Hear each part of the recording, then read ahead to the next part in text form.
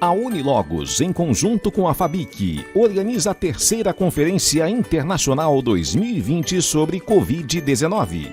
O tema será Conferência Internacional Novo Mundo Pós-Pandemia. Saúde, educação, transportes, empresas e espiritualidade. Palestrantes de renome, professores especialistas, mestres e doutores trarão reflexões importantíssimas para a sociedade atual, como tem sido em outros países do mundo, e discutir sobre as novas perspectivas para o Brasil e América Latina. Sua participação é muito importante. O evento ocorrerá de 28 de setembro a 3 de outubro e será exibido através da página da Unilogos no Facebook e no canal da Unilogos no YouTube. Não fique de fora, siga o link do vídeo e faça sua inscrição hoje mesmo. Unilogos, inteligência educacional. Olá, sejam muito bem-vindos. É com muita satisfação que eu participo de mais uma conferência da Unilogos e estou trazendo aqui para vocês o tema telemedicina no pós-pandemia. Eu sou a doutora Daiane Rose Silva, eu sou advogada e eu escolhi este tema porque é um tema que ganhou uma grande relevância, não que não tivesse antes da pandemia, mas ganhou uma grande relevância com o coronavírus e continuará tendo essa grande relevância após todo este período pelo qual estamos passando, tá? O que acontece? Eu creio que aqui eu posso dispensar aquelas introduções onde que nós ficamos falando sobre o período que estamos vivendo, do quanto está sendo conturbado, do quanto está sendo difícil, porque isso não é segredo para ninguém. Da mesma forma que também não é segredo para ninguém que essa pandemia do coronavírus, ela nos trouxe inúmeras situações novas, inesperadas. Nós tivemos mudanças que nos foram impostas ou que foram ocorrendo naturalmente em razão do período, né? E que nós tivemos que nos adaptar. Nós tivemos retrocessos, tivemos muitos avanços. Na verdade, eu diria até que nós tivemos mais avanços que retrocessos, porque esse período nos possibilitou, pelo menos do ponto de vista jurídico, discutir matérias antes não discutidas. Ok, em razão disso, nós até vemos falar que nós teremos um novo normal. Se você pesquisar na internet, você vai ver que tem artigos que falam que não, nós não teremos um novo normal. Se teremos ou não, esse não é o mérito aqui da questão. A certeza que eu e qualquer outra pessoa tem de forma absoluta é que, ao fim da pandemia, nós teremos muitas mudanças na sociedade que foram feitas nesse período e que vieram para ficar. Nós teremos muitas outras mudanças, talvez ainda não previstas, que ocorrerão ao fim deste período, e nós teremos também aperfeiçoamento de avanços, aperfeiçoamento das mudanças, enfim, será realmente um período novo para todos nós. E na medicina não será diferente, porque embora não pareça, embora o mais comum é ver notícias, né, somente médicos na linha de frente, internamente estão havendo muitas mudanças, né? A pandemia, ela escancarou a necessidade da evolução de processos e tecnologias em atendimento à saúde. Ela possibilitou também retirar dúvidas, ampliar discussões, trazer elementos para subsidiar melhor essas discussões e também acabar com resistências antes existentes e que impediam muitos avanços nessa área ligada à medicina e à tecnologia. E uma coisa que eu quero chamar a atenção é que não é que essa demanda da evolução não existisse antes do coronavírus. O que ocorre é que antes dele havia uma necessidade no uso de determinadas tecnologias. Desculpa, gente, não é necessidade. Havia um medo de que determinadas tecnologias sendo utilizadas colocassem em risco a eficácia do atendimento à saúde, prejudicasse a relação médico-paciente, o que é, de certa forma, bem compreensível, porque a medicina é uma área complexa, é uma área que lida com vidas, então ela não pode simplesmente aceitar e aderir a transformações digitais de forma descuidada ou negligente. Tem que ser feita uma adesão de uma forma mais elaborada, estudada, com toda certeza. E isso, na verdade, já vinha sendo feito, como eu faria a exposição para vocês, mas em que pese isso já vinha sendo feito, veio a pandemia. E a pandemia, ela trouxe a necessidade do isolamento social, ela trouxe a necessidade de proteger a saúde dos médicos que estão na frente de combate ao vírus, trouxe a necessidade de proteger os pacientes que estão ali expostos ao vírus ou que possam ser expostos a pessoas contaminadas, né, pelo vírus. Houve o receio do colapso no sistema de saúde, mas junto com isso houve também a impossibilidade de suspender o atendimento médico para casos não ligados ao vírus, porque simplesmente os outros problemas, as outras demandas da saúde não acabaram da noite para o dia, simplesmente porque veio o coronavírus. Então, precisou-se ver o quê? Qual solução para esse caso? Porque não podia suspender o atendimento médico, né, para esses casos que não eram ligados ao vírus, não podia suspender o atendimento médico para acompanhamento daqueles casos que necessitam de um acompanhamento constante, mas ao mesmo tempo veio a necessidade de que esse atendimento fosse feito sem quebrar o isolamento social necessário, sem expor um paciente que visivelmente, sabidamente não tem qualquer sintoma do vírus, não colocar ele em contato ou proximidade com o paciente que está aqui com contato direto com o vírus, que já está com uma contaminação confirmada ou com uma suspeita de contaminação, e teve muitas outras necessidades. Então, aí, o que acontece? Qual que foi a solução? A solução foi procurar uma tecnologia que possibilitasse fazer o atendimento sem trazer risco para o paciente. Nisso veio a permissão da telemedicina. A telemedicina, ela tem, até então, ela tinha como definição, aqui no Brasil, o exercício da medicina através da utilização de metodologias interativas e comunicação audiovisual e de dados com o objetivo de assistência, educação e pesquisa em saúde.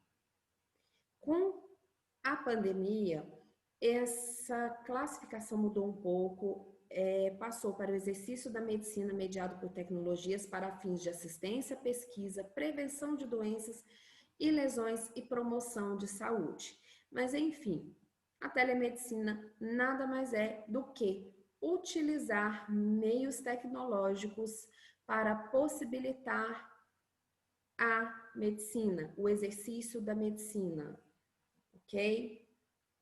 A telemedicina, embora agora ela tenha ganhado força, agora a população tenha ouvido falar mais em telemedicina, ela tem um uso já antigo. O relato do primeiro uso da telemedicina foi na Idade Média, na Europa, durante o período de pragas que assolaram o continente.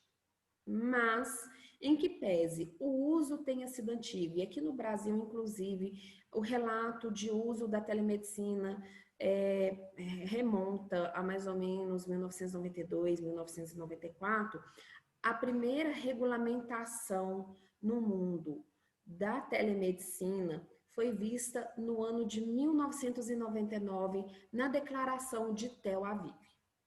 No Brasil, embora já tenha havido o uso da telemedicina no período em que eu mencionei, em períodos anteriores, a primeira regulamentação da telemedicina no Brasil foi apenas no ano de 2002, através da resolução número 1643 do Conselho Federal de Medicina.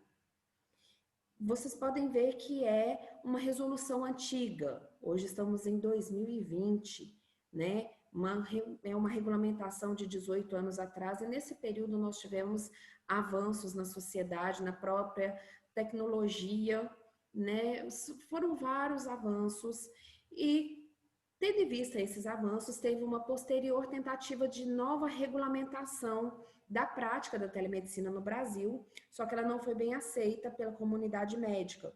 Isso tudo será um pouquinho mais exposto um pouco à frente. Então, como não deu certo, iniciou-se a discussão de uma nova regulamentação.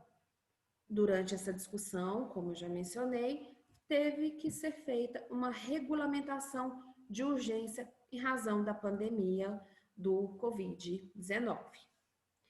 Mas vamos lá. A primeira regulamentação, né, da telemedicina no Brasil foi através da resolução CFM 1643 de 2002, que é uma norma curta, com um texto bem pequeno, bem sucinto, que traz a possibilidade de um exercício bem restrito da telemedicina, basicamente ligado à pesquisa em saúde, sem muitos detalhes, inclusive sobre estes procedimentos que ela mesma autoriza fazer. Nisso, essa resolução ela autoriza, né, a utilização de metodologias de comunicação audiovisual e de dados com o objetivo apenas de assistência, educação e pesquisa em saúde. Então, basicamente, a telemedicina ela é permitida basicamente entre médicos, uma comunicação entre médicos, né, para dar assistência para fins de educação e para fins de pesquisa em saúde para possibilitar melhorias.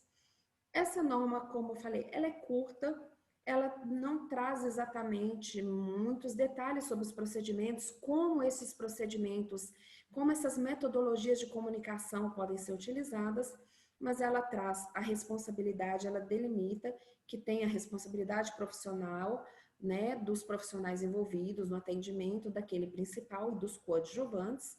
Ela menciona e traz algumas regras para as pessoas físicas e jurídicas que prestarem serviços de telemedicina.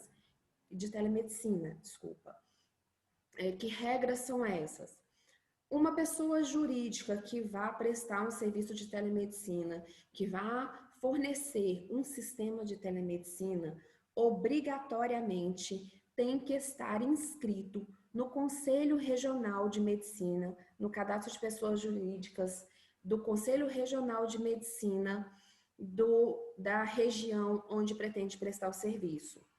Essa empresa também, obrigatoriamente, tem que ter um médico, como se fosse um médico assistente, nomeado e indicado junto ao CRM, que é o médico que vai garantir o cumprimento das normas éticas impostas pelo Conselho Federal de Medicina.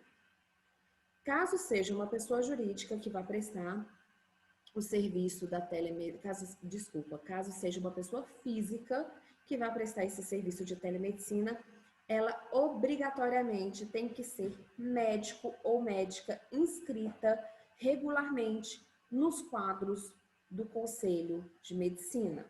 Não pode simplesmente ser uma pessoa física qualquer, não ligada à área médica. Então, tendo em vista todas as mudanças, o CFM, em 2018, 16 anos depois dessa norma, resolveu regulamentar novamente a telemedicina e nisso publicou a resolução CFM 2227 de 2018. O que essa resolução trouxe de novo? Ela é uma resolução com um texto bem maior, bem mais completo do que aquela lá de 2002, revogou o texto da resolução de 2002 e ampliou a prática da telemedicina possibilitando que fossem feitas consultas online, telecirurgias, telediagnóstico, entre outras formas de atendimento médico por via online. Essa resolução, como ela é mais completa, ela definiu e detalhou os requisitos necessários para a realização de cada um destes procedimentos, tá? Mas embora tenha ampliado este uso da telemedicina, esta resolução, principalmente no que tange às consultas, trouxe uma obrigatoriedade de que a primeira consulta fosse presencial, trazendo uma possibilidade de exceção para os casos de comunidades geograficamente remotas. No caso de consulta, em atendimentos por longo tempo, né, ou de doenças crônicas, aqueles acompanhamentos que têm que ser frequentes por parte do médico, a norma definiu um intervalo mínimo onde deveria haver uma consulta presencial, ou seja, não bastaria o médico fazer a consulta presencial e depois fazer aquele acompanhamento frequente necessário do paciente por via online. Teria que ter, dentro de um determinado período, salvo engano, 120 dias, uma consulta que fosse presencial.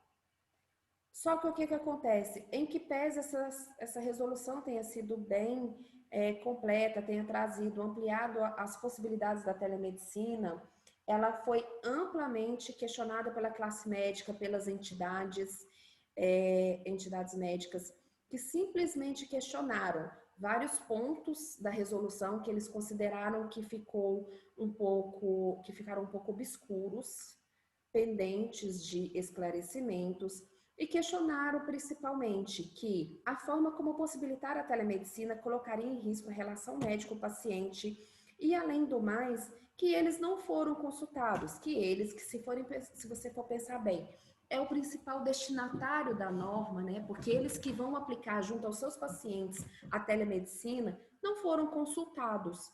Então, em fevereiro de 2019, o CFM revogou esta norma 2227 de 2018 e retomou a vigência daquela norma lá de 2002, que praticamente não permitia a telemedicina fora da área do estudo da saúde. Contudo, como já falado, repetido aqui, veio a pandemia, precisou-se adotar a telemedicina. Com isso, o CFM enviou um ofício para o Ministério da Saúde, dizendo que seria necessário adotar algumas práticas da telemedicina, colocou nesse ofício quais práticas que eles entendiam, né, que o Conselho entendia que seria viável adotar, e colocou também o que seria cada uma dessas práticas, ligando praticamente exclusivo ao coronavírus. Nisso, o Ministério da Saúde publicou uma portaria, a 467 de 2020, possibilitando uma telemedicina de uma forma bem ampla. Também é uma norma pequena, de uma leitura rápida, mas que trouxe uma regulamentação bem ampla e, de certa forma, a princípio, bem eficiente para o momento enfrentado, onde não se tem muito tempo para ficar discutindo normas, né? Ela trouxe a possibilidade de ações em caráter excepcional e temporário.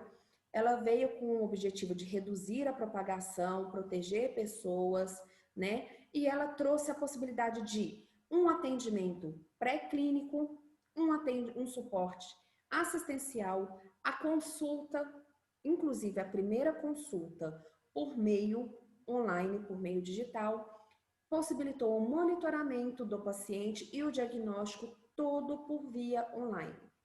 Ela trouxe à disposição que seriam por meios digitais que garantem a integridade, a segurança, o sigilo das informações, ou seja, que garantam a obediência a normas, né, de ética médica, as normas médicas já vigentes para uma consulta presencial.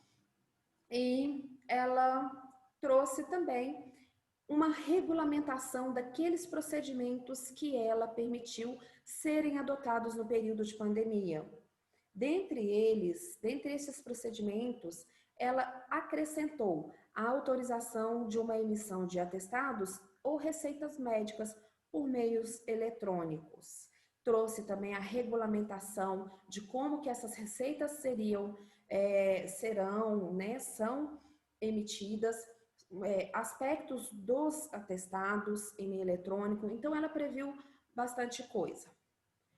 Essa portaria ela é de março. Em abril, visando dar uma maior efetividade à telemedicina, o Ministério da Saúde, foi publicada a Lei 13.989 de 2020, que ela foi sancionada em caráter emergencial. Ela teve o mesmo objetivo da portaria, né, evitar pacientes circulando nas unidades de saúde, quebrando isolamento social, mas ela trouxe a definição de que a telemedicina seria em caráter emergencial somente durante o período de crise ocasionado pelo coronavírus. Ela trouxe o dever de informação do médico para o paciente, que o paciente deve estar ciente de que a telemedicina traz limitações inerentes ao seu uso, vista a impossibilidade de realização de exame físico durante a consulta. Trouxe disposição sobre a validade das receitas médicas digitais e trouxe uma posterior regulamentação, que trouxe que o CFM faria uma posterior regulamentação da telemedicina. Quando ela foi publicada com veto a questão da validade da receita médica digital e com relação à posterior regulamentação da telemedicina pelo CFM, ou seja, tentou-se levar para o Congresso Nacional a regulamentação posterior desta prática. Contudo, os vetos voltaram para o Congresso Nacional e eles simplesmente derrubaram estes vetos, fazendo valer este artigo que fala sobre a validade das receitas e voltou para o CFM a obrigatoriedade de regulamentar a telemedicina no pós-pandemia, tá? Então, o que nós temos? Nós temos no período de pandemia uma telemedicina praticada de uma forma ampla, que tem se mostrado, sim, eficiente, né? Antigamente a possibilidade era restrita, como vocês podem ver pelo quadro comparativo. Hoje é uma possibilidade ampliada. Antes seria somente, basicamente, em pesquisa em saúde. Agora traz a possibilidade de consulta, monitoramento, diagnóstico. Antes, o máximo que tinha era uma possibilidade de um laudo à distância. Agora mantém essa possibilidade e tem-se a possibilidade de emitir receitas e atestados digitais. Nisso, também nesse período, nós vimos os benefícios da telemedicina, que talvez antes, como ela era muito restrita, não conseguia se ver na prática estes benefícios. Quais os benefícios da telemedicina? É um acesso facilitado à saúde por parte dos pacientes, que não precisam se deslocar para obter o atendimento. O maior acesso ao atendimento médico em lugares carentes e distantes, remotos. Serviços médicos que de outro modo não estariam acessíveis, agora estão acessíveis a muitas pessoas. Houve uma redução de custos operacionais e até mesmo uma redução de custo para pacientes, que muitas vezes se deslocavam por quilômetros para ter uma consulta, para ter um atendimento ou mesmo para obter uma receita médica de uso contínuo, né? Houve um acesso facilitado a diagnóstico especializado e muitas vezes em tempo real, não tem mais aquela questão de ficar esperando. Ampliou-se a cobertura de serviços, houve uma minimização do tempo de espera para atendimento e até para o médico é benéfico, que acabou com aquela questão de muitos retornos. Não posso dizer que acabou 100%, mas com certeza reduziu. Aquela questão de muitos retornos que por vezes viviam sendo desmarcados em cima da hora pelo paciente, o médico não tinha muito o que fazer, não tinha como atender um outro paciente no lugar. Por via online agora ele tem essa possibilidade, né? Então foram muitos os benefícios. Só que, acabando a pandemia, caso não tenha uma nova regulamentação da telemedicina, ela vai voltar a ser praticada conforme aquela norma lá de 2002, sem muitas ampliações, com muitas restrições, e assim permanecerá até que saia uma nova normativa do CFM. Então, quais são as perspectivas para a telemedicina no pós-pandemia? Tendo em vista todos os benefícios que eu relatei aqui, que com certeza tem outros infinitos que um médico pode até relatar melhor que eu, uma coisa que nós temos certeza, a telemedicina veio para ficar, é uma nova realidade, ela não vai ser modificada, ela pode voltar a ser restritiva por um pouco tempo até uma nova norma, mas ela veio para ficar e com certeza ela vai ser de uma forma bem mais ampla. Opinião minha, Daiane, eu acredito até que vão pegar muito daquela regulamentação lá da norma de 2018, dessa regulamentação de 2020. Eu creio que o CFM deve trabalhar muito bem essas regulamentações para trazer uma norma bem moderna, que beneficie médico, paciente, que beneficie a área da saúde em geral, seja da saúde pública suplementar, né, seja da rede particular. Eu creio que ela virá, a telemedicina ficará ainda melhor. A telemedicina também, ela vai possibilitar reduzir custos tanto para médicos quanto para pacientes. Eu creio que isso vai acontecer efetivamente no pós-pandemia. Como eu falei, uma completa regulamentação. Essa regulamentação, além dessa possibilidade de pegarem aquela norma de 2018 e pegarem a norma de 2020, nós temos aqui que o CFM poderá estudar nessas normas o que foi positivo, o que não foi delas e aliar a tudo que foi observado na prática durante todo este período. Ou seja, melhorias, muitas melhorias e de forma a não quebrar as normas éticas e médicas já existentes. E acredito também, é uma perspectiva de que darão continuidade da receita digital, o que vai, como já mencionado, evitar longos deslocamentos para obtenção apenas de uma receita.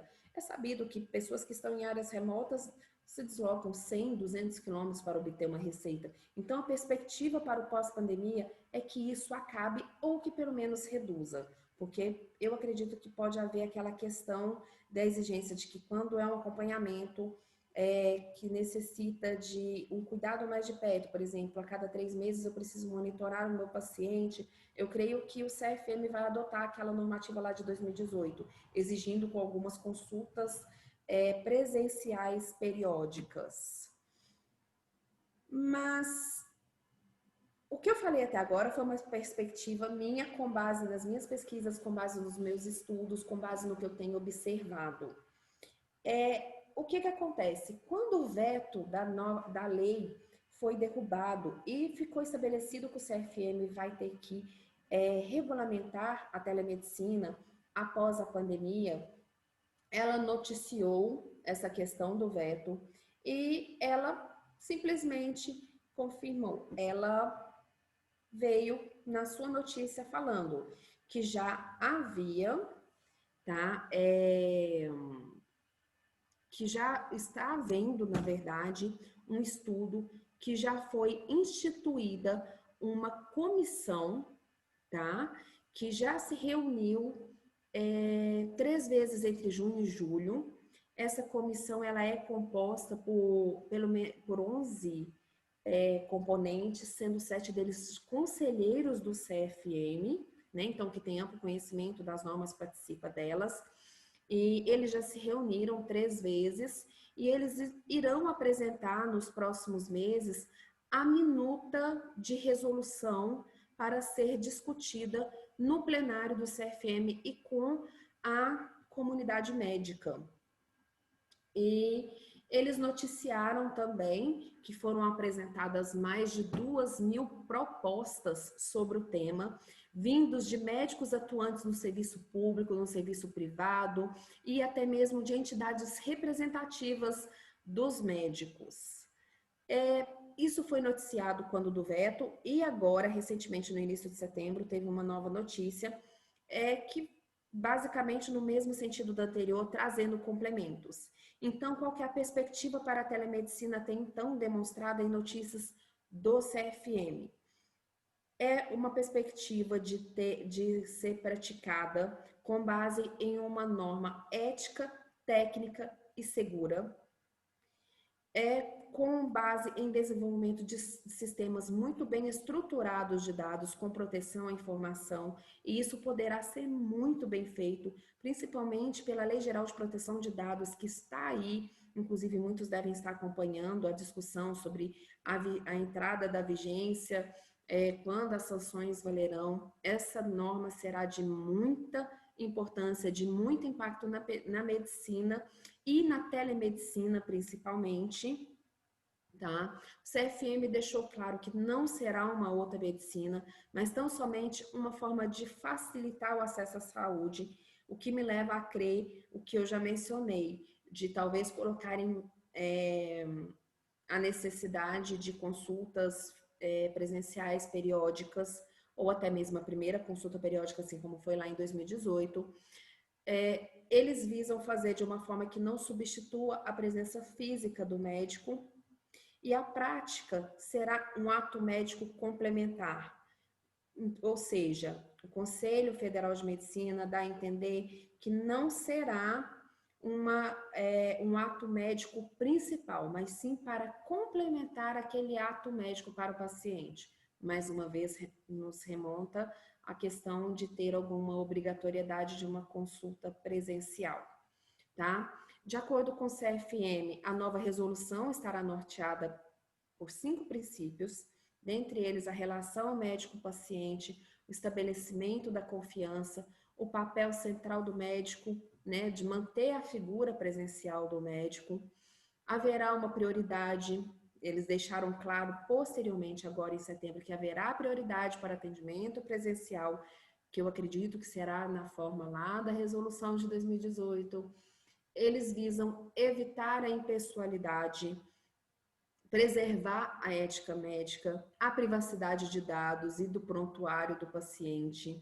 Isso tudo eles poderão contar com a LGPD, né, a Lei Geral de Proteção de Dados, e eles deixaram, não falaram que será certeza, mas falaram que acham importante a primeira consulta presencial para garantir o diagnóstico e prescrição mais efetivos após a anamnese e o exame físico. Por isso eu acredito que vão manter. Não deixaram isso claro. Isso aqui que eu expus para vocês são todas perspectivas. Eu trouxe mais ou menos um histórico, mostrei, né? A telemedicina já está no mundo, em muitos países ela é amplamente praticada. No Brasil, que ainda está um pouquinho atrasado, ela é uma realidade para todos nós já há muito tempo. Ela teve essa evolução, né? Tentou-se ampliar o seu uso, tentou-se modernizar o seu uso, mas não foi possível e não foi, né, com uma má intenção, com certeza a intenção ao questionar, né, aos médicos questionarem, foi justamente na preocupação, né, do serviço que seria prestado, na proteção do paciente, na proteção da relação médico-paciente, mas como acabou que a pandemia foi favorável para esse cenário da telemedicina. Primeiro, porque acelerou ainda mais a discussão. Segundo, que trouxe muitos outros elementos, sejam práticos da vivência da telemedicina, sejam de comparação de normas, trouxe muito mais elementos para que uma nova norma seja publicada de uma forma que não gere questionamentos e que seja muito mais efetivo. Então, ou seja, as perspectivas para a saúde no período pós-pandemia, a meu ver, de acordo com o meu tema, uma perspectiva que veio para ficar, uma perspectiva que é otimista, que será excelente para todos, é a telemedicina. Vamos aguardar, né? Eu creio que com a velocidade que o CFM vem trazendo as notícias, nós teremos em breve muito boas notícias e em breve essas boas notícias possibilitarão um maior acesso à saúde, que é o objetivo não só da norma que estão fazendo, como de todos nós. Eu digo de todos nós porque que seja da rede privada, que seja do serviço público, nós todos somos usuários de serviços de saúde e queremos sim um benefício como esse, né, da telemedicina, que se mostrou muito bom, muito viável durante a pandemia. Eu quero muito agradecer a atenção de todos vocês. Eu tentei ser sucinta e direta no meu tema, espero que eu tenha conseguido. E eu quero agradecer muito a presença, a assistência de vocês e agradecer também a Unilogos, ao Dr. Anderson, pelo satisfatório convite de estar aqui mais uma vez com todos vocês. Muito obrigada e até mais.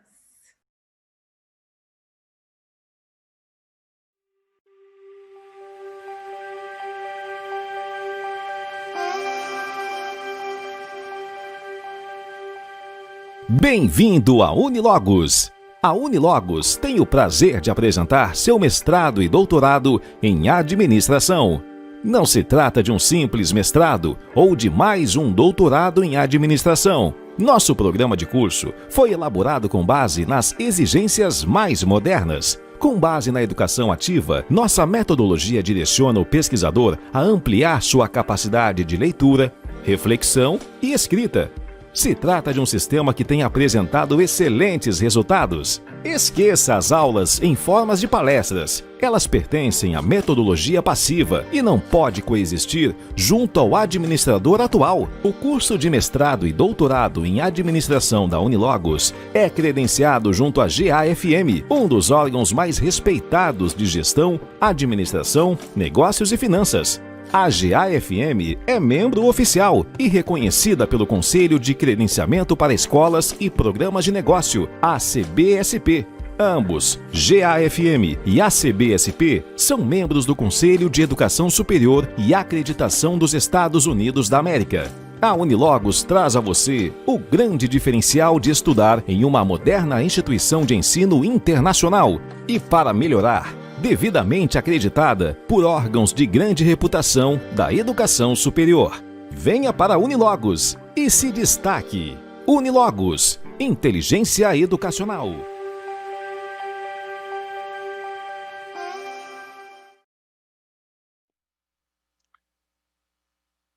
Boa noite, pessoal. Tudo bem? Vamos começar a nossa reunião, então. Hoje nós vamos... Primeiramente, eu gostaria de agradecer a Unilogos pela mais uma oportunidade de estar me dando para expor a minha opinião mediante a essa pandemia que nós estamos vivendo, que é o Covid-19, né? Gostaria de agradecer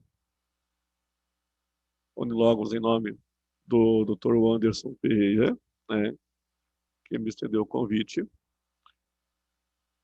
e dizer que hoje nós vamos conversar, ter um bate-papo em relação como é que vai ser a pós-pandemia. Como é que as nossas vidas vão ser pós-pandemia. Vejam só, nós estamos falando de uma pós-pandemia, sendo que a própria Organização Mundial da Saúde, ela diz o seguinte, de que nós temos e teremos ainda uma previsão de 2 anos de pandemias, ainda, né? Por que nós estamos falando, então, de uma pós-pandemia? Porque está sendo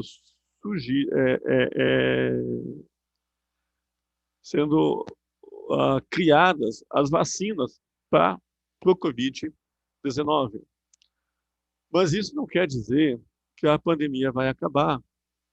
Isso quer dizer que nós teremos um maior controle sobre ela.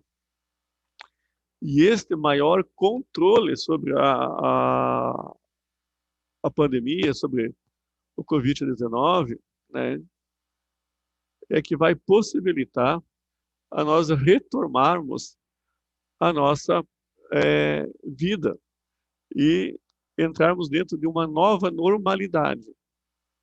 Por que nova normalidade? Nova normalidade porque nós temos, né, que entender que certos hábitos nossos, como agora usar a máscara, é, aumentar as nossas proteções, né, isso ela, ela vai perpetuar, porque nem toda a população vai tomar a vacina.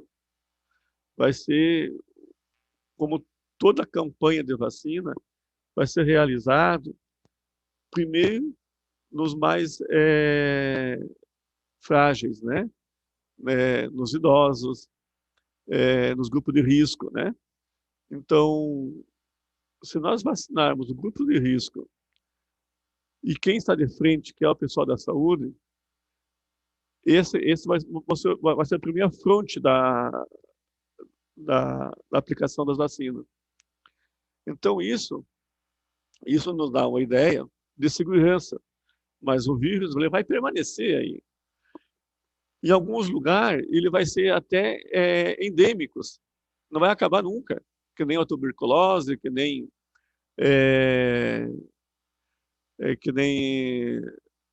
a, a Zika, sabe? Vai ser endêmico. E nós vamos conviver com ele, mas com uma proteção maior para o grupo de risco. Então, essa é a grande vantagem das vacinas. E hoje então, analisando essa questão da pandemia, há um tempo atrás eu falava de que nós só teremos pandemia nos tempos modernos quando nós temos três situações. Nós teremos um novo agente biológico, um agente político e um agente de informação. O que eu queria dizer com isso, quando eu falei isso? Eu queria dizer o seguinte, que os novos agentes biológicos estão surgindo devido às queimadas, o desmatamento, devido ao descongelamento das calotas polares, né? Devido ao aumento da população mundial, né? Então, ele está formando um clima propício para novos agentes biológicos. E o que nós temos que favorece muito essa questão do novo surgimento de agente biológico? Os agentes políticos, que são os nossos governantes,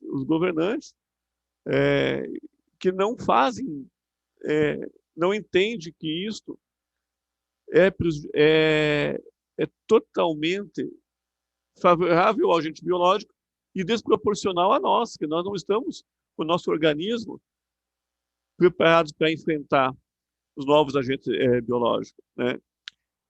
E em meio disso vem os agentes de informação, que é os telejornais, as mídias de massa, né? Que eles vêm com sensacionalismo, né? Eles, em vez de eles fazer uma informação séria, divulgar uma informação séria, com responsabilidade, né? Sabe? Eles vêm com sensacionalismo, abrindo muita brecha para as fake news. E os fake news não é posto no agente de massa, mas é posto, sim, nas redes sociais, que atinge muito mais gente e é divulgado muito rapidamente. Porque tem o segmento os segmentos políticos, os segmentos religiosos, cada um tem uma opinião, cada um tem uma defesa, e fazem essa defesa. Então, hoje, já se cogita que está vindo outro agente biológico muito mais potente que o Covid-19. E se nós aprendemos algumas coisas, nós temos que aprender justamente isso, sabe? Que nós estamos entrando numa era de fortes pandemias, e nós vamos ter que aprender a conviver com as pandemias, né? Olha só, a Organização Mundial da Saúde, né, em 30 de janeiro deste ano, ela declarou o surto, né, por causa do novo coronavírus. Ela declarou o quê? Declarou uma emergência internacional.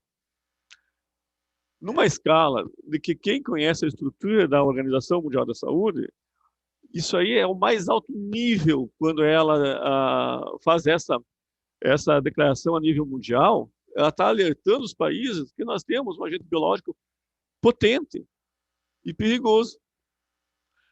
Isso ela fez o quê? Ela fez exatamente no dia 30 de janeiro.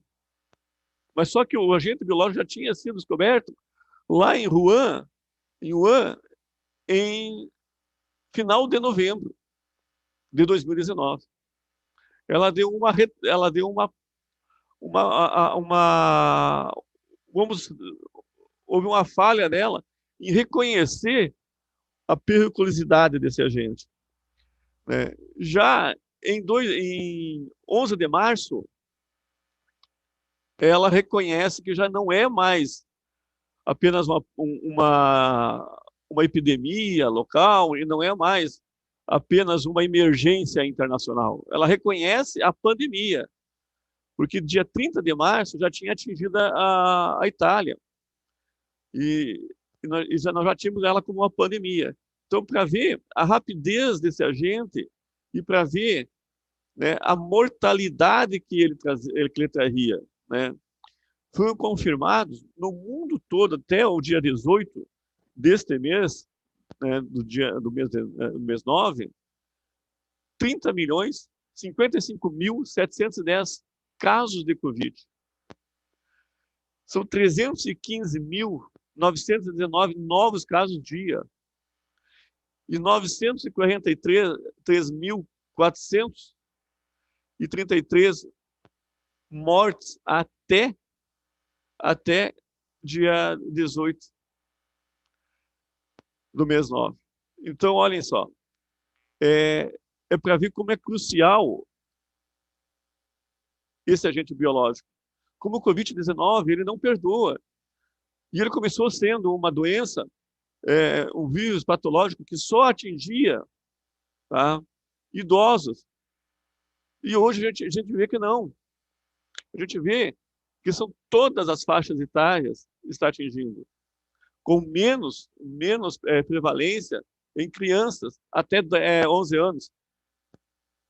Por quê? Porque foi descoberto que ele não é um vírus respiratório como você pensava, e sim um vírus que é uma doença que ataca o sistema circulatório. Então, nós estamos sujeitos a ter que conviver com ela anos ainda. Anos. Então, como vai ser a pós-pandemia? Né? Hoje está sendo estudado no mundo todo e está sendo viabilizado, né, as vacinas, que são 182 com potencial de ação contra o coronavírus. 182 vacinas.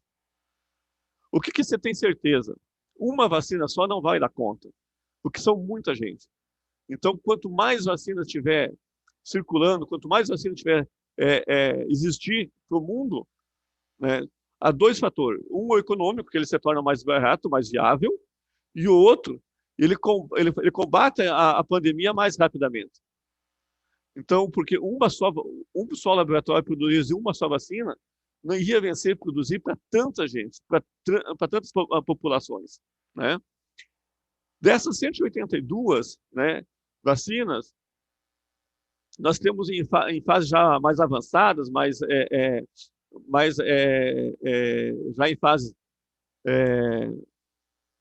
com mais avanço, né, 36 vacinas que estão em fase de testes clínicos em humanos. Então, dessas 182, 36 já estão em fase de testes clínicos com humanos.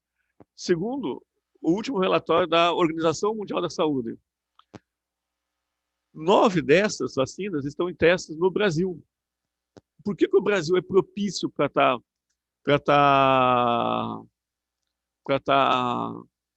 fazendo os testes para a vacina? Ele é propício pelo fato simples, né? Nós temos os agentes etiológicos aqui, tá? Então, nós temos aqui, o nosso país tem uma epidemiologia atual muito propício para isso, muito grande, que é o segundo maior caso do Covid do mundo, né? E temos uma variação de clima diferente, né? Então, o Brasil é propício para fazer os testes e a aplicação das vacinas, né? As mais promissoras vacinas, né, que a gente encontra hoje, né, é a Sinovac. A Sinovac, ela é a vacina chinesa, produzida, né, na China, e já está em teste no Brasil. No Brasil, já está em teste no Brasil na fase 3 já.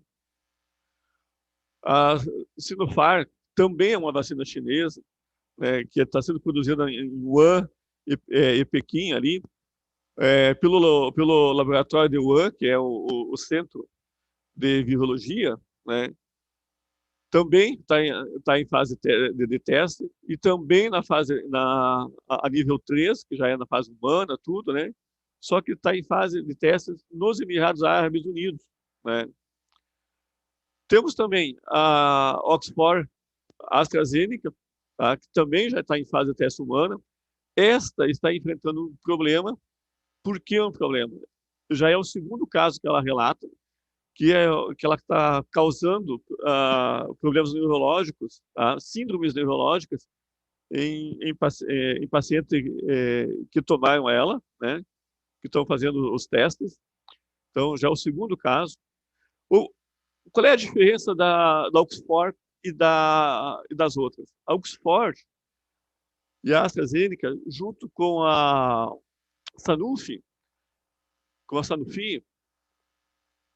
eles estão fazendo uma tecnologia diferenciada. Qual é a diferença das vacinas? A Oxford e a Sanofi estão usando, tá, uma tecnologia que ele faz a atuação em cima do RNA mensageiro, para não fazer a replicação do vírus. Enquanto que as outras, ou elas usam os vírus atenuados, que já é uma tecnologia antiga e já aprovada, sabe? Ou elas usam uma tecnologia do adenovírus humano, né? Que eles pegam o adenovírus e fazem uma mutação e fazem uma atenuação, tá? Para o organismo reconhecer o coronavírus. Então, essa é a diferença que nós temos hoje das vacinas que estão sendo testadas e da Oxford e da Sanofi, né? Então, por enquanto, as que a recém apresentou algum tipo de reação e de reações adversas, só da Oxford, né, que teve 2 casos de 2 pacientes que tiveram doenças neurológicas, né.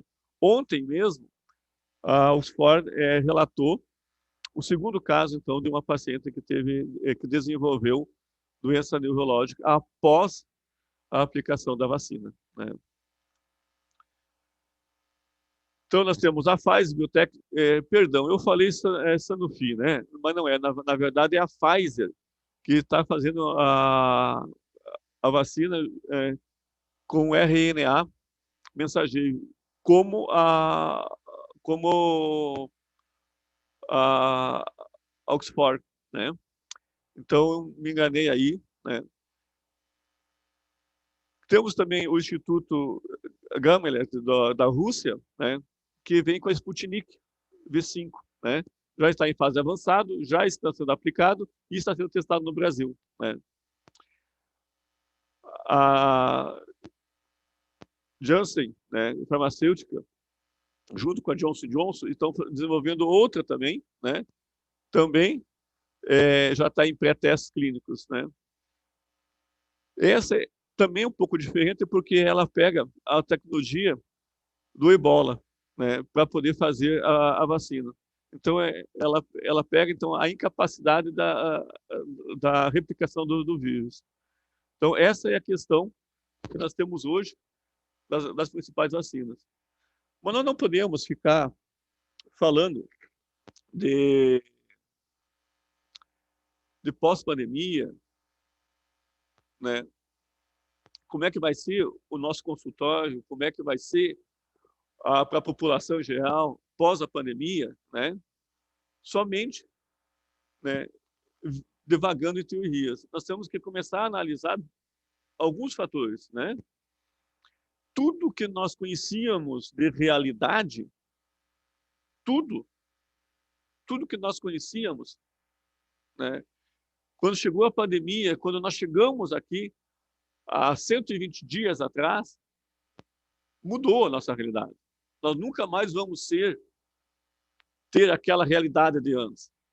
Voltar àquela normalidade, isso esqueçam. Nós nunca mais teremos isso. E nós falarmos em saúde pós-pandemia, nós não podemos deixar de falar do maior plano de saúde do mundo, que dá assistência a mais de 150 milhões de pessoas,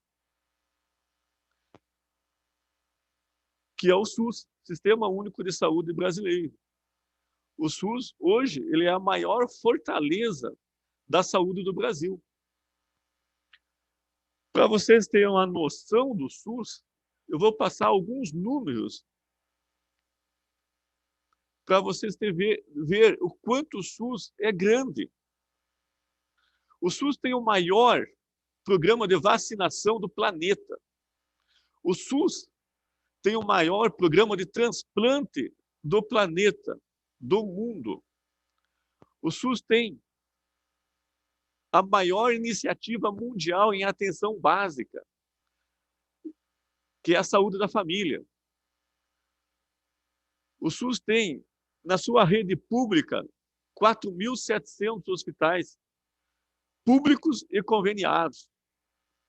O SUS atendeu em 2019 3,7 bilhões de atendimentos ambulatoriais em 2019. Qual plano de saúde privado que tem números gigantescos, que nem este, que atende toda a população e está localizado nos 5.570 municípios do Brasil. E não podemos esquecer um fato. O Brasil, ele é um país continental, de diversidades imensas. E lá no meio da Amazônia, seja no centro de São Paulo, no meio da Amazônia, seja de Apó ao Chuí, existe SUS para atender a população. E um grande detalhe, de graça. De graça.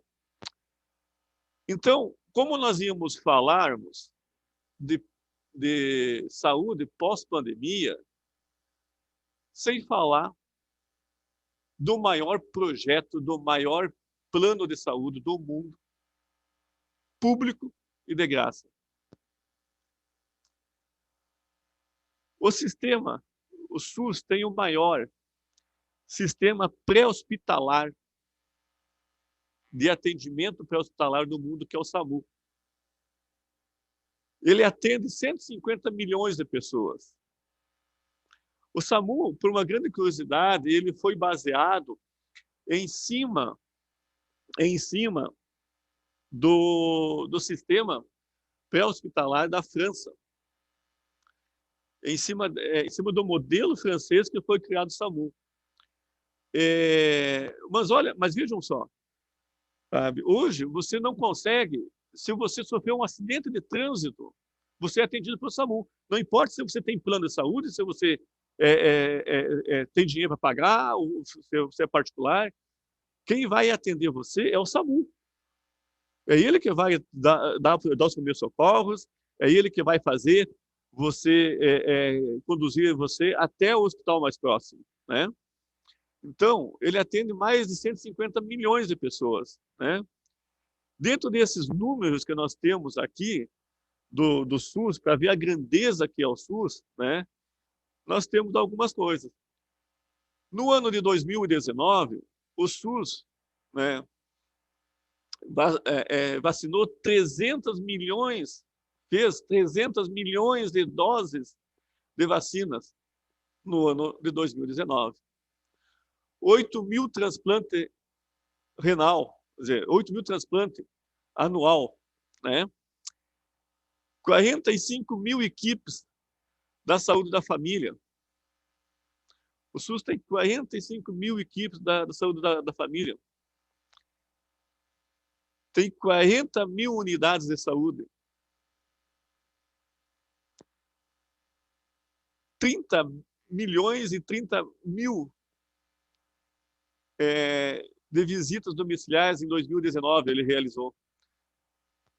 Vejam só, 30 milhões de visitas domiciliares, sendo paciente assistido em casa, sendo pacientes tendo a comodidade de ter o atendimento de um médico em casa, né? E tudo isso por um custo de menos de $1 por pessoa por dia. O valor que o governo investe no SUS, que poderia ser pela lei deveria ser mais, é de R$ 3,43 por pessoa. Então, gente, não poderíamos falar em pandemia, em pós-pandemia, sem nós analisarmos o SUS. Por que analisar o SUS? Né? Porque nós temos que analisar a seguinte questão. Se nós atendíamos tudo isso em 2019, não estão os dados daqui das cirurgias eletivas que eram feitas pelo SUS. Não estão dados aqui do rastreamento de câncer que é feita pelo SUS. Não estão dados aqui dos tratamentos para tuberculose e do rastreamento de tuberculose. Tudo isso é feito antes da pandemia. E agora? E agora, como isso está ocorrendo? Não está. Não está. Isso não está ocorrendo. Não está ocorrendo rastreamento oncológico, não está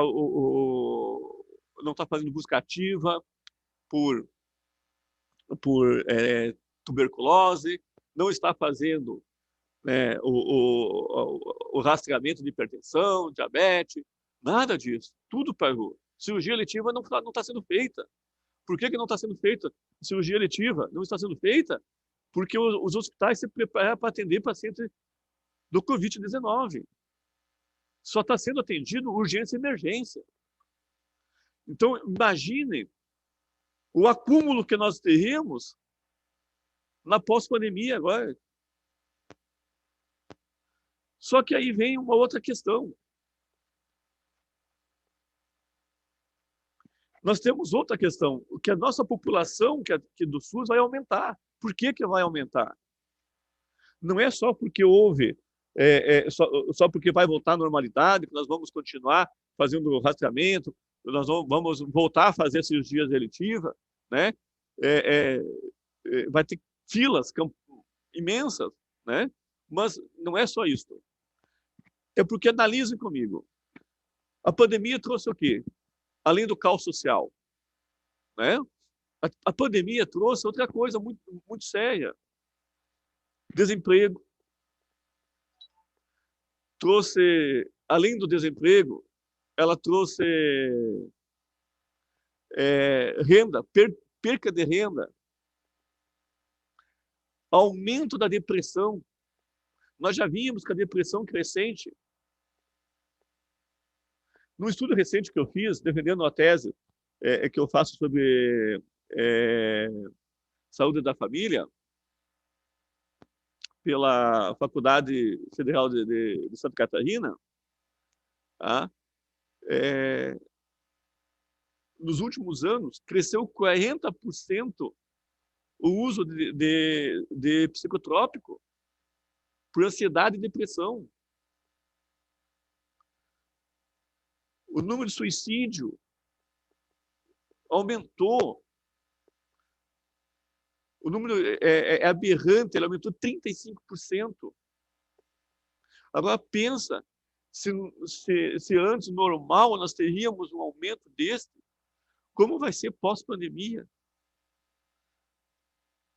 As pessoas não estão mais acostumadas a conviver em casa. Então, aquela pessoa que tinha um plano de saúde, porque trabalhava na empresa A, B, C, né, e perdeu o emprego, ela não vai ter mais o plano de saúde. Ela vai vir para o SUS. Então, vai aumentar essa demanda. Então, a população do SUS vai aumentar. Vai aumentar a demanda, vai aumentar as filas, vai aumentar tudo. Então, como vai ser pós-pandemia, né? Sabe? Essas reflexões que nós temos que pensar, que na medida que a gente pensa, a gente consegue vislumbrar um futuro, sabe? Se é um futuro caótico, a gente vai nos preparar para um futuro caótico. E é dessa forma que a gente tem que começar a pensar, né, que essa população que vai chegar aos nossos consultórios, ao nosso consultório, ela vai chegar uma população arrasada. E que nós teríamos o dever, sim, de criar uma estrutura para ela ser atendida, né? E nós podemos sanar as mínimas necessidades delas. E ao longo do tempo, a longo prazo, montarmos estratégia para amenizar essa grande demanda que vai vir, né? Sabe? Essa grande demanda que não é só uma demanda, é uma carência também, uma carência de assistência, né? Então, nós temos que cada vez mais, no caso do Brasil, fortalecer o Sistema Único de Saúde, fortalecer o sistema público de saúde, né? Fazendo com que venha mais recursos e mais tecnologia, né? Para que a gente, muitas vezes, não precise deslocar um paciente para fazer 200 quilômetros só para fazer um exame, só para fazer uma tomografia, que essa tomografia esteja mais perto dele lá e que tenha mais, sim, bem mais médico para atender essa população. Mas não o médico que queira ficar só na cidade grande. Tem um médico que esteja lá dentro da população, lá naquela região que é menos favorecida, que esteja lá o médico, né?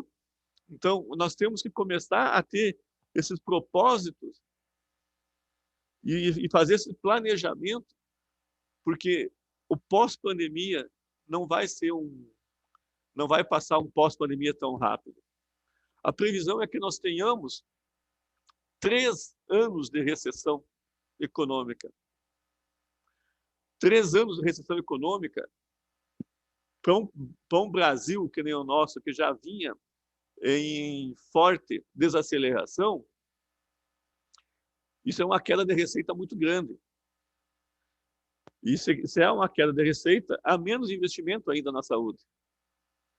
Então, nós temos que começar a fazer essas análises, né? Não querendo misturar política com... nem é uma questão de política, mas é uma questão de economia, né? Mas se nós somos profissionais, e nós trabalhamos com saúde pública, e nós atendemos a população, a gente sabe a dificuldade que nós temos hoje. E quanto menos dinheiro em caixa do governo, menos dinheiro vem para a saúde pública.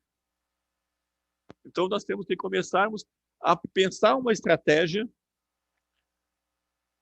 de vincular mais verba para a saúde pública e criar mais ações mais próximas da população, para diminuir essa estrutura toda. Né? E, gente, sobre pós-pandemia, eu acho que é isso que eu tinha que colocar para vocês. Eu gostaria de pautar. E eu gostaria que deixasse uma reflexão aqui, né? Muita gente critica o nosso sistema de saúde, mas nós temos que abraçar ele e abraçar bem forte e defender o SUS. Nenhum país do mundo tem o que nós temos. Nenhum país do mundo tem a estrutura que nós temos. Então, se não fosse o SUS, durante essa pandemia, nós íamos morrer muito mais gente. Mas muito mais gente. O Brasil está com 136 mil mortes. Se não fosse o SUS, está nos 5.570 municípios que nós temos, os mais pobres, os mais ricos, nós íamos morrer mais de 200 mil habitantes brasileiros. Então, temos que defender o melhor plano de saúde do mundo, que é o Sistema Único de Saúde. Obrigado mais uma vez. Quero agradecer ao público que está acompanhando as palestras. E mais uma vez a Unilogos por mais essa oportunidade. Uma boa noite.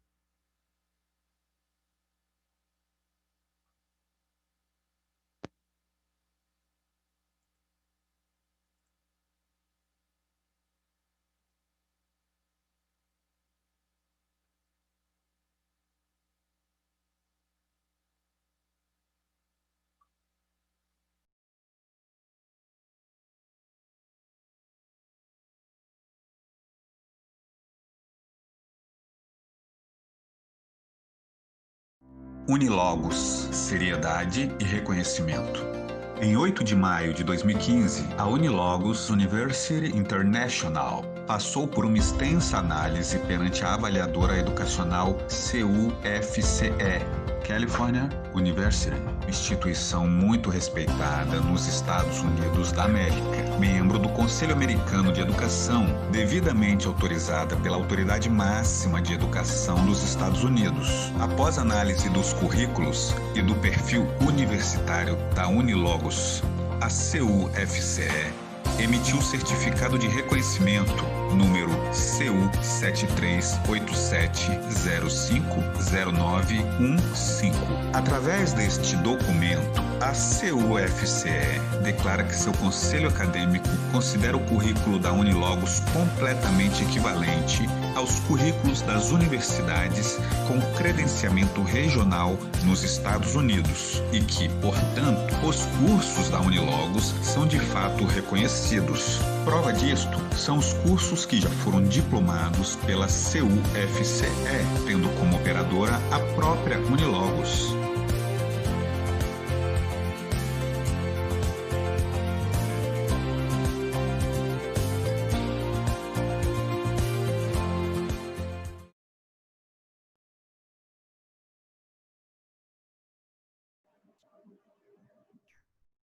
Hola. Bueno, ¿cómo están todos ustedes? Un gran saludo. Yo soy el doctor Miguel Barrancos.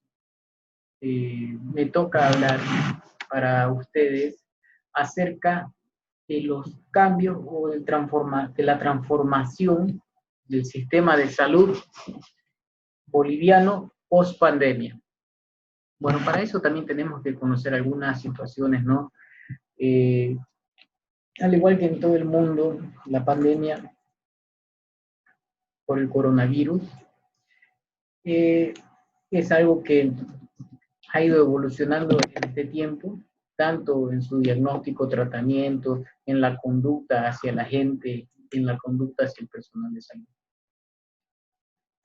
Es una situación que se fue mostrando progresivamente, ya hubo una serie de adaptaciones en cuanto al sistema de salud.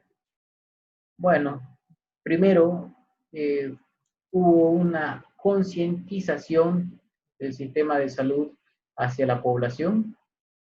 Posteriormente hubo un rechazo de parte de la población hacia el personal de salud porque pensaban que era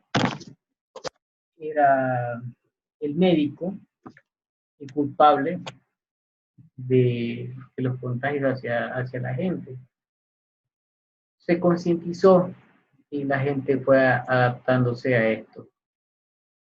El sistema de salud fue evolucionando durante el acto pandémico, ha sido golpeado en distintos tipos de escenarios, sobre todo el político y el económico. Bueno, sobre esto quiero hablarles un poco antes de ir hacia lo que es la normalidad en lo que es la pandemia. Vamos a compartir unas pequeñas imágenes que quiero que ustedes vean. Quiero que ustedes vean aquí. Aquí. Bueno, en un inicio hubo una concientización de parte del sistema de salud, tanto enfermeras, médicos, explicando a la población, como dice en este cartel. Una enfermera diciendo, soy enfermera, lucho por ti y por mi vida. Quédate en casa, concientizando a la población en general.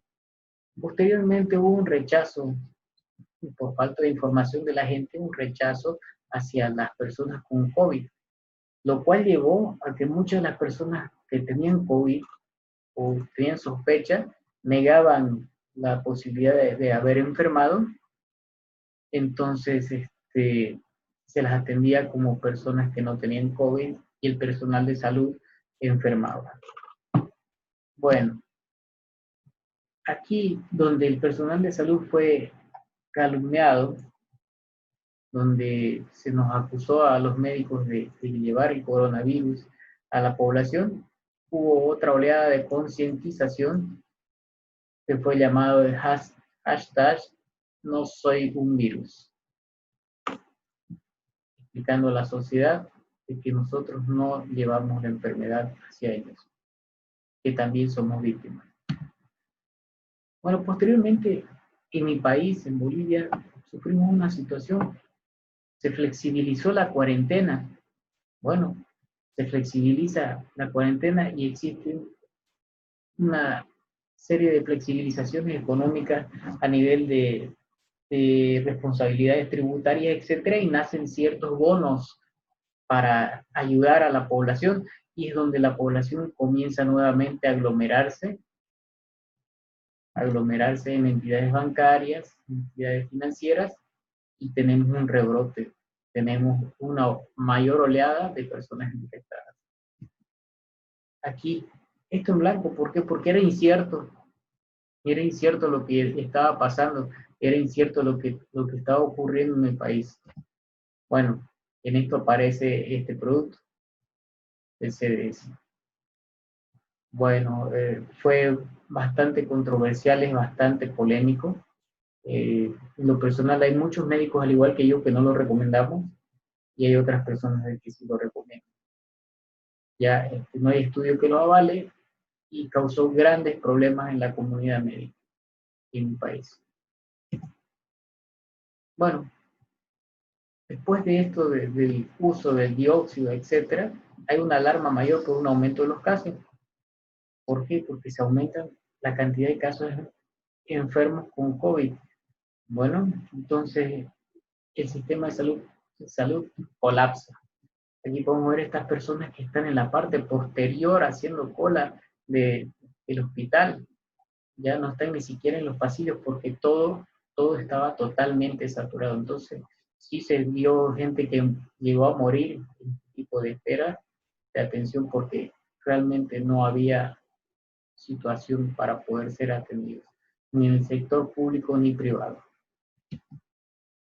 Bueno, aquí esta señora es la presidenta actual de mi país, bueno, la cual realmente hizo en muy poco tiempo mucho daño al sistema público de salud, al sistema de salud privado y a mi país en general, por su falta de preparación y su manera inescrupulosa de llevar su gestión.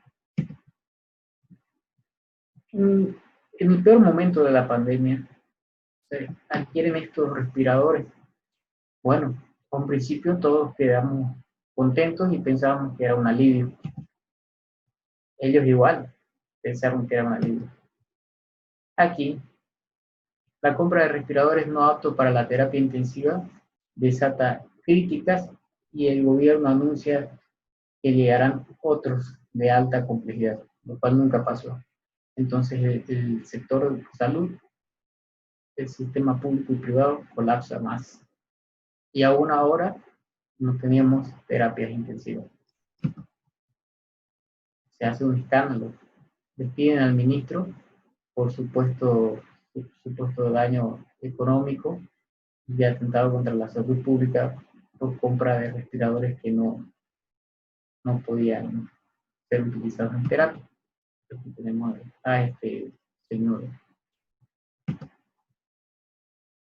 Aquí nuestra presidenta sale explicando que ella se compromete a llevar a fondo la investigación para poder llegar contra todas las personas que cometieron el acto de corrupción y acabar con tal, dado que fue un atentado contra la población en general. Una situación que se agrega en busca de la ayuda de nuestro sistema de salud. La Unión Europea otorga a Bolivia 5 millones de euros para emergencias por coronavirus.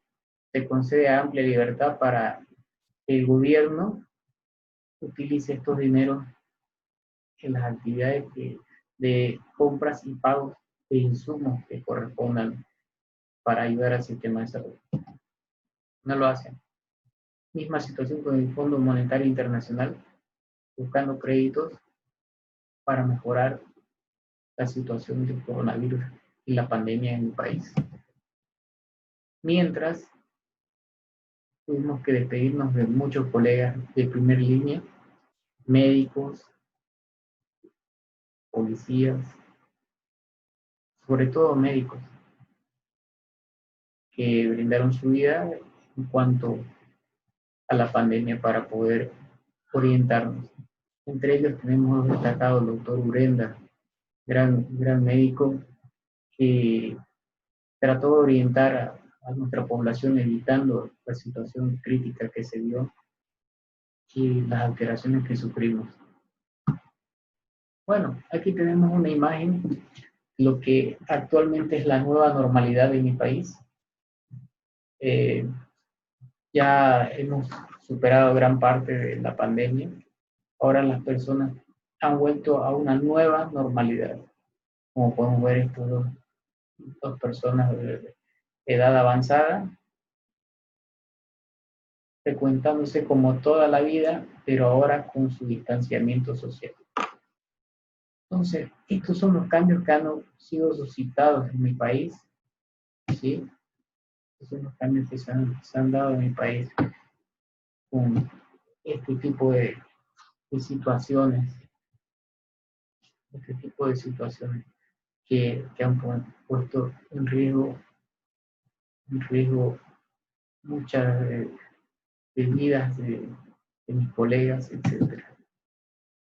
Actualmente los cambios que han sido generados, los cambios que han sido generados en mi país, dada a la pandemia, son cambios que han generado nuevas políticas de atención al paciente general y al paciente con COVID. Entonces, esto ha cambiado las perspectivas desde una situación totalmente diferente, mostrándonos que nuevamente la humanidad se puede adaptar a todo y enseñándonos a poder cambiar algunas cosas que, dada la experiencia actual, fueron en algunos casos un fracaso con pérdida de colegas, para poder sobrellevar la situación actual. Hoy por hoy nos encontramos en una adaptación de la nueva normalidad y el sistema de salud no está exento.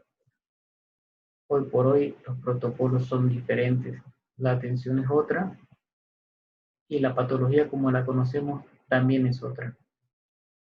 Entonces son cambios que se han generado en mi país, desde algún punto de vista cambios buenos, porque ahora sabemos cómo enfrentar el coronavirus y ya no hay una histeria colectiva.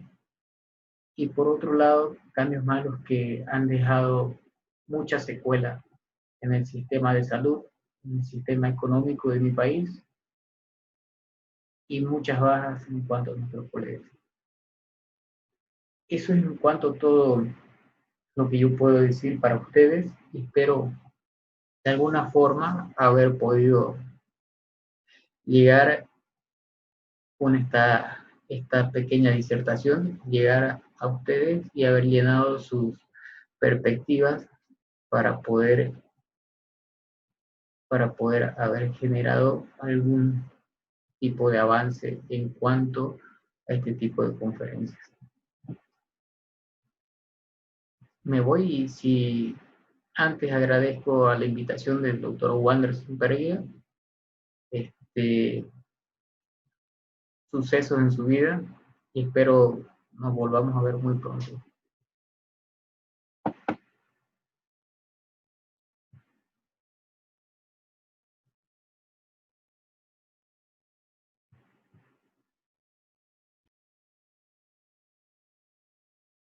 Olá! Todos sabem que a união é algo muito importante e foi por isso que a Logos University International buscou se filiar à maior rede de universidades do mundo. Ainda no ano de 2015, a Unilogos submeteu seu desejo de pertencer ao Olympus Intellectual Center de Atenas, Grécia. Em janeiro de 2017, a Olympus deferiu o pedido da Unilogos. A Olympus é uma importante rede de universidades que lista 1.000 universidades no mundo. Uma nova universidade é inserida caso alguma seja removida da listagem da Olympus. Entre as universidades membros da Olympus, temos as mais importantes do mundo: Harvard, Columbia, Massachusetts, Universidade do Minho, no Brasil a UFRJ, Unicamp, USP e UFMG. Pertencer a uma rede importante como a Olympus é um grande privilégio e demonstra a qualidade acadêmica da Unilogos. Venha para a Unilogos e internacionalize seu currículo.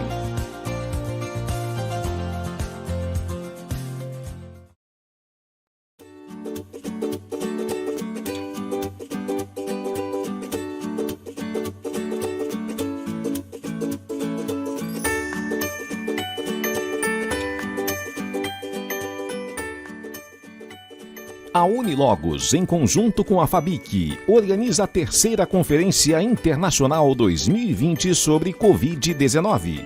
O tema será Conferência Internacional Novo Mundo Pós-Pandemia. Saúde, educação, transportes, empresas e espiritualidade. Palestrantes de renome, professores especialistas, mestres e doutores trarão reflexões importantíssimas para a sociedade atual, como tem sido em outros países do mundo, e discutir sobre as novas perspectivas para o Brasil e América Latina. Sua participação é muito importante. O evento ocorrerá de 28 de setembro a 3 de outubro e será exibido através da página da Unilogos no Facebook e no canal da Unilogos no YouTube. Não fique de fora, siga o link do vídeo e faça sua inscrição hoje mesmo. Unilogos, inteligência educacional.